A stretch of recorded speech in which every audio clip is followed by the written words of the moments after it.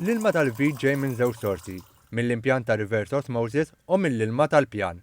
Ma' TVM News il-kap eżekuttiv tal-Korporazzjoni għas-Servizzi tal-Ilma, Karl Cilja, qal li bl-investimenti li saru, it-toma fl-ilma tal-vit hija l-aqwa li qatt kienet. Min kien joqgħod pereżempju viċin Row, kien jieħu linja diretta mill-Row.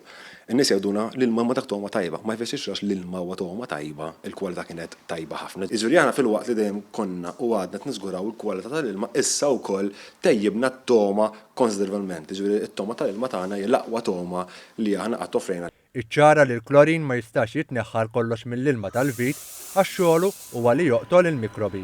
Hawnhekk is-Sur Cilja ħabbar li fil-ġimgħat li ġejjin se titnieda skema li permezz tagħha se jkun hemm inċentivi relatati mal-filters li se jkomplu jsaffu l-ilma mill-klorin. Dan it-tamir huwa magħruf bħala Activation Charcoal Filter. Spjega li b'dawn l-investimenti se jonqos l-użu tal-fliexken tal-plastik u allura anqas tniġġis fl-ambjent. Permezz ta' filter tneħħi l-aħħar l-residju ta' klorin li aħna ovvjament minħabba s-saħħa u s-sigurtà ma nistgħux inneħħu mill-ilma. Ġifieri permezz ta' filter neħħu dik ir-residju li ma jiġi tajba xorb. Il-kwalità u t-toma tal-ilma qed tkun assigurata wkoll fost oħrajn billi s-sena l-oħra l-Korporazzjoni tas-Servizzi tal-Ilma ħadet 55,000 kampjun tal-ilma għat-testijiet. Aħna ntestsew l-ilma tagħna mis-sorsi, mill-ġibjuni, mill-impjanti u anke imma mill-end users. L-ilma li jasal fis-sink tal-konsumatur tagħna biex dejjem niżguraw li ovvjament l-ilma tagħna jilħaq id-direttivi ta' Drinking Water Directive. Is-Sur Cilja qal li dan it-titjib fit-toma u l-kwalità tal-ilma huwa riżultat fost oħrajn